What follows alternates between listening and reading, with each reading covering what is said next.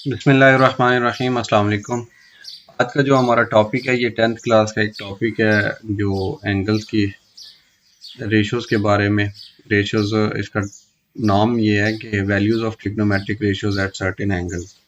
Basically ये 10th class का topic है और यहाँ फर्स्ट ईयर जो एफएससी मैथमेटिक्स है 11th क्लास की इसमें रिवाइज हो रहा है। अब ये यूज़ होगा 9.3 एक्सरसाइज में। इससे पहले हम इसको स्टडी कर रहे हैं कि याद करनी है। अगर कर लें आप इजीली तो बेहतर है, अगर याद ना कर सकें तो कोई बात नहीं, क्योंकि आपके पास जो वो होता है ना लॉगरिथमिक टेबल, उसकी बैक साइड पे ये टेबल दिया होता है, या आपके कैलकुलेटर के अंदर भी इनकी वैल्यूज़ मौजूद होती हैं। लेकिन आसानी और बेहतरी इसी बात में है कि आपको ये वैल्यूज़ ज़ुबानी याद हो। अब मैं आपको इस लेक्चर के अंदर ये याद करवाऊँगा। इसके अंदर देखें, एक तो ट्रिग्नोमेट्रिक लफ्ज़ लिखा हुआ है ट्रिग्नोमेट्रिक रेशियोज़। इसको रिवाइज करते हैं कि ट्रिग्नोमेट्रिक रेशियोज़ क्या होती हैं। फिर उसके बाद जो सर्टेन एंगल्स हैं उनके ऊपर उनकी वैल्यूज़ क्या निकलेगी। एक ट्राइंगल पकड़ते हैं, ठीक है। ट्राइंगल के जो 90 डिग्री एंगल है या जो बड़ा एंगल है उसके सामने जो साइड होती है बड़े वाली साइड, उसको हाइपोटेनियस कहा जाता है। एक बेस होती है और एक परपेंडिकुलर होता है, ठीक है। अगर परपेंडिकुलर और हाइपोटेनियस, यानी ये परपेंडिकुलर और हाइपोटेनियस, इन दो लेंथ की आप रेशो ले लें। रेशो कहते हैं डिवाइड करने को। अगर आप परपेंडिकुलर को हाइपोटेनियस पे डिवाइड करें और उनके दरमियान में ये वाला एंगल हो कोई भी, तो क्या बोलेंगे, इन दोनों की जो तक़सीम है उसको बोलेंगे साइन, ठीक है। इस रेशो का नाम है साइन, इन दोनों को डिवाइड करने का, और वो उनके दरमियान में जो मखसूस एंगल है उसके ऊपर साइन रेशो आ जाएगी। इसी तरह अगर आप हाइपोटेनियस को ऊपर लिख दें और परपेंडिकुलर को डिनोमिनेटर बना के अगर आप इनको डिवाइड करें और इनकी ये जो फ्रैक्शन है ये मालूम करें, तो इस फ्रैक्शन को मखसूस नाम दिया जाता है। उस नाम को बोलते हैं कोसिकेंट। कब? जब उनके दरमियान में एंगल थीटा होगा। इन दो के दरमियान में एंगल की बात हो रही है। फिर आ जाते हैं जी बेस। जब बेस को डिवाइड करते हैं हाइपोटेनियस के साथ, इधर इनके दरमियान बनने वाला ये जो एंगल है इसको हम एंगल 2 कह लें, इसको एंगल 1 कह देते हैं फर्क के लिए, बस यही बात है। लें जी, बेस आप डिनोमिनेटर में रखें, हाइपोटेनियस डिनोमिनेटर में रखें, तो ये जो रेशो बनेगी इन दो के दरमियान, जो रिलेशन बनेगा, उस रिलेशन का नाम है जी cos, when angle is theta. और अगर हाइपोटेनियस को ऊपर रख दें और बेस को नीचे रख दें, फिर इनके दरमियान जो एक फ्रैक्शन बनेगी उस फ्रैक्शन का नाम होता है secant, when angle is theta between both. उसके बाद आ जाता है टेंजेंट थीटा। ये होता है परपेंडिकुलर ओवर बेस। जब परपेंडिकुलर को आप बेस के ऊपर डिवाइड कर दें ऐसे, तो उस वक्त जो उसका नाम बनेगा उसको टेंजेंट कहेंगे, और उनके दरमियान बनने वाला जो मखसूस एंगल है वो थीटा होगा। ये अकेला थीटा कह देते हैं, ये एंगल थीटा, ठीक है। और अगर बेस ऊपर रख लें और परपेंडिकुलर नीचे रख लें, तो उनकी जो रेशो बनेगी उस रेशो का मखसूस नाम होगा cotangent, when angle is between both, दोनों के दरमियान में जब एंगल थीटा होगा। तो ये ट्रिग्नोमेट्रिक रेशियोज होती हैं जो मैट्रिक लेवल तक आपने पहले पढ़ी थी, हमने रिवाइज कर ली हैं कि दो साइड्स को जब डिवाइड किया जाता है, उनकी फ्रैक्शन ली जाती है, तो उस फ्रैक्शन को एक मखसूस नाम दिया जाता है। उस 6 नाम है, sine, cos, tangent, cosecant, secant और कोटेंजेंट। इन रेशियोज की वैल्यूज फाइंड आउट करते हैं। ये मैंने कार्टेशियन कोऑर्डिनेट बनाया, एक सर्कल है, एक सर्कल को 4 हिस्सों में ब्रेक किया, तो इसके 4 कोऑर्डिनेट्स बन गए।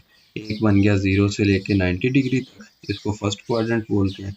फिर दूसरा सेकंड क्वाड्रेंट, और ये 180 से 270 के दरमियान थर्ड क्वाड्रेंट, और 270 से 360 के दरमियान में फोर्थ क्वाड्रेंट बन गया। अब इनके अंदर जो ये वैल्यूज़ हैं, ये वाली क्वाड्रेंटल वैल्यूज़ यानी 270 डिग्री, 360 डिग्री, 180 डिग्री, जो क्वाड्रेंट के ऊपर आ रही हैं, इनके ऊपर रेशियोज़ की वैल्यू क्या होंगी।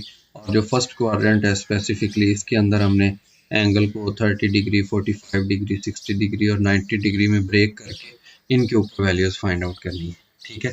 ये कुछ मखसूस वैल्यूज़ हैं जो हर दफ़ा हमें मिलती हैं सिंपलेस्ट फॉर्म के अंदर। ये वैल्यूज़ हैं। साइन जब 0 डिग्री होगा ना, ये वाली, ये 0 डिग्री ऐसे। अब क्लॉकवाइज बात नहीं कर रहे हम एंटी क्लॉकवाइज, बात कर रहे हैं पॉजिटिव एंगल के बारे में। जब 0 डिग्री होगा उस वक्त साइन 0 होगा, लेकिन उस वक्त कॉज 1 होगा। कॉज 0 इज 1, टेंजेंट 0 भी 0 ही होगा। ठीक है, उसके बाद जो साइन है 1, साइन 30 के ऊपर, इसके ऊपर जब साइन की वैल्यू लेंगे, ठीक है, साइन क्या चीज़ है, परपेंडिकुलर ओवर हाइपोटेनियस। जब परपेंडिकुलर को हाइपोटेनियस के ऊपर डिवाइड करेंगे तो उस वक्त जो सिंपलेस्ट फॉर्म बनेगी आंसर की वो बनेगी 1/2। ठीक है, और कॉज की बनेगी √3/2 और टेंजेंट की बनेगी 1/√2, √3 सॉरी। तो इसी तरह जब एंगल आ जाएगा 45 पे, तो 45 पे हम साइन की वैल्यू चेक करेंगे, sine 45 is 1/√2, simplest form cancel होने के बाद।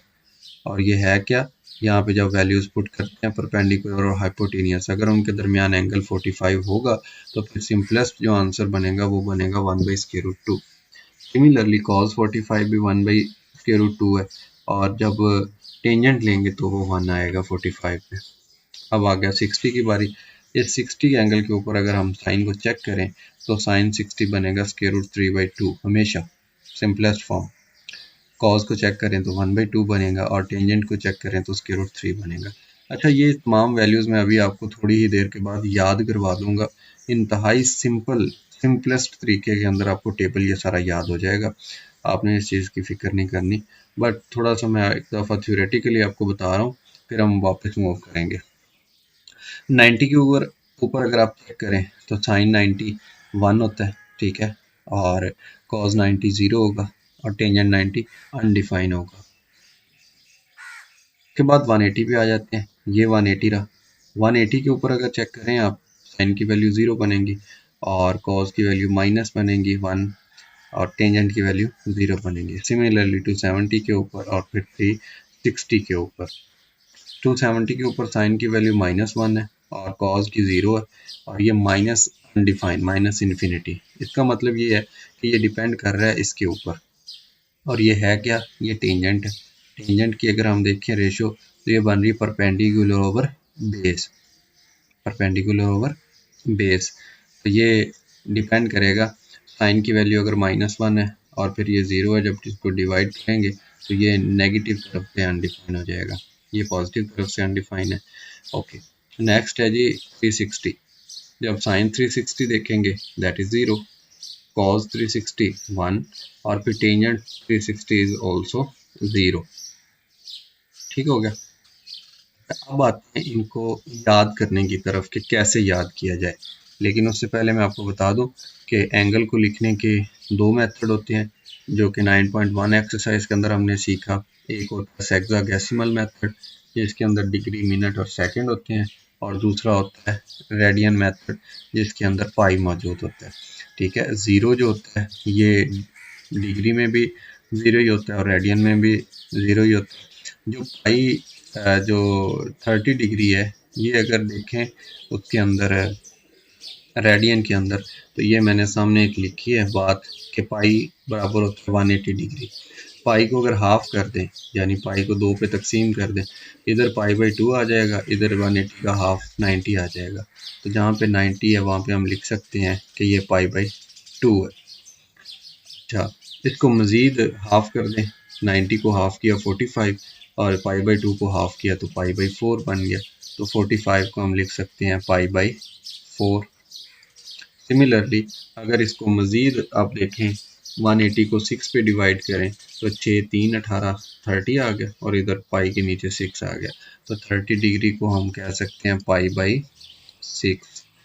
ओके, इसी तरह से अगर 60 की बात करें तो 180 को अगर 3 पे डिवाइड करें, 3 6 18 तो 6 आ गया 7 सिफर, तो यहाँ पाई/3 60 को बोलेंगे। इसी तरह 180 है, ये तो बताते खुद पाई है, और जो 270 होता है ये 3 पाई/2 होता है। ठीक है, ये हम 9.1 एक्सरसाइज के अंदर सीख चुके हैं। जो 360 होता है ये पाई का डबल होता है 180 का, लिहाजा इसको लिख सकते हैं हम 2 पाई। तो ये तमाम वैल्यूज़ रेडियन के अंदर भी लिखनी है। अब आते हैं याद करने की तरफ कि how to memorise this table. इस टेबल के अंदर ना 3 पैटर्न आपने याद कर लेने हैं। एक पैटर्न ऐसे पहला 0 के ऊपर वर्टिकली, ठीक है, वर्टिकली मतलब ऊपर से नीचे ऐसे स्टैंडिंग पोजीशन के अंदर। क्या याद करना है आपने? 0 1 0 0 1 0, तो ये पैटर्न याद कर लेना है। दूसरा पैटर्न आपने ये याद करना है यहाँ तक, और तीसरा पैटर्न है फिर 90 से आगे 360 तक है ऐसे। ये 3 पैटर्न है। कैसे याद करने हैं आपने? जो 0 होगा इसको तो 0 1 0 याद करिए, 0 1 0 0 1 0, तो ये आपका 0 का प्रॉब्लम खत्म हो गया। फिर आप याद कर लें 1/2, और यही 1 ये जो 2 है इसका स्क्वायर बन गया, ठीक हो गया। और फिर √3/2, ये एक आप याद कर लें, इसको पैटर्न कह लें या ग्रुप कह लें 30 से 60 तक, 1/2 1/√2 और फिर √3/2। अब क्या करें, ये जो ये क्रॉस का साइन याद कर लें ऐसे ऐसे ज़रब का निशान। ये जो √3/2 है इसको इधर ले आए, जो 1/2 है इसको इधर ले आए, और जो 1/√2 है ये एज इट इज़ आ जाएगा दरमियान। यहाँ तक कोई प्रॉब्लम आपको मेरा ख्याल है नहीं होनी चाहिए। और फिर एक टेंजेंट के लिए ये वाली चीज़ यूज़ करें कि टेंजेंट होता है sine theta over cos theta, यानी जो साइन थीटा की वैल्यूज़ हैं इनको डिवाइड कर दें कॉस थीटा की वैल्यू से, तो आपके पास थर्ड वैल्यू मालूम हो जाती है। इस चीज़ को जब तकसीम करेंगे इस पे, तो देखें 1/2 तकसीम √3/2, ये इससे कैंसिल हो गया, बाकी रह गया 1/3, तो ये वैल्यू आ गई इसकी। इसी तरह इनको डिवाइड करेंगे तो नीचे वाला जो √2 है √2 से कैंसिल, बाकी 1 रह गया।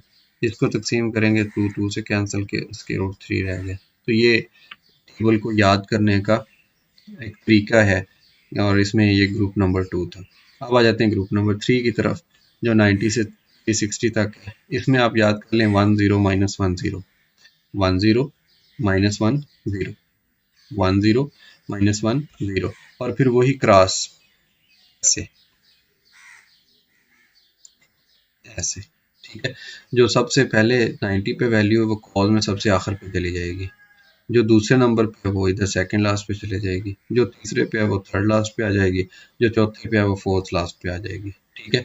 ये पैटर्न आप याद रखिए, इसी की मदद से आपके तमाम वैल्यूज़ ये याद हो जाएंगी। सिर्फ एक ग्रुप याद कर लीजिए 10 -1 0, और उस ग्रुप की मदद से आप बाकी वैल्यूज़ निकाल सकते हैं। और फिर आ जाएं इसी ये डेफिनेशन जो लिखी हुई है, इसी डेफिनेशन पे आ जाएं, टेंजेंट की वैल्यू मालूम करनी हो तो। अब देखें यहाँ अगर टेंजेंट की वैल्यू मालूम करनी है तो साइन की वैल्यू को कॉस की वैल्यू पे तकसीम कर दें, तो ये आ जाएगा 1/0। 1/0 तो होता ही नहीं है, ये तो अनडिफाइन होता है, तो ये देखिए टेंजेंट की वैल्यू अनडिफाइन आ गई। सिमिलरली 0/-1, अब देखें 0/-1, 0 समथिंग इज ऑल्सो 0, तो ये 0 आ गया इसका आंसर, ठीक है। इधर आ जाए 270 पे, 270, अब इसमें देखें ये साइन की वैल्यू है, ये कॉस की वैल्यू है, तो -1 ऊपर आएगा, -1/0 होगा, तो ये अनडिफाइंड, बट इसके साथ माइनस का निशान लगाएंगे, क्यों कि डिनोमिनेटर में माइनस है, तो दिस इज माइनस अनडिफाइंड। और 0/1, तो ये 0/1 हमेशा 0 ही होगा, 0 का कोई साइन नहीं होता, ना प्लस ना माइनस, ठीक हो गया। तो ये टेबल को याद करने का एक था तरीका, short method. Once again revise करवा देता हूँ कि ये आपने 3 ग्रुप बना लेने। ग्रुप नंबर 1 होगा वर्टिकल 0 1 0, और ग्रुप नंबर 2 होगा हॉरिजॉन्टल, इसमें आपने 30 से लेकर 60 तक की जो वैल्यूज़ हैं उनको एक लाइन याद कर लेनी है, और फिर उनको ऐसे क्रॉस के साइन से चेंज करते जाना है, और फिर उनको डिवाइड करके थर्ड टेंजेंट की वैल्यू बना लेनी है। इसी तरह आपने ग्रुप नंबर 3 जो है इसमें एक लाइन याद कर लेनी है 10 -1 0, और फिर उसी को ऐसे जो एरोज लगाए हैं इस तरीके से आप नीचे फिट कर दें, और जो लास्ट लाइन है वो टेंजेंट के साइन ओवर कॉस के ज़रिए से निकाल लें। थोड़ी सी प्रैक्टिस करेंगे तो ये आपको याद हो जाएगा इंशाल्लाह। और फिर आपके जो क्वेश्चंस हैं वो जहाँ पे आपको हाथ से सॉल्व करने हैं वहाँ से आपको वैल्यूज़ पुट करनी पड़ेंगी, और जहाँ MCQs टाइप हों या शॉर्ट क्वेश्चंस हों तो फिर वहाँ तो आप कैलकुलेटर की मदद ले सकते हैं, कोई प्रॉब्लम नहीं है। आई होप कि अच्छा लगा हो आपको ये लेक्चर, और उम्मीद है आप ये टेबल बड़ी आसानी के साथ याद कर सकते हैं। हाफिज़।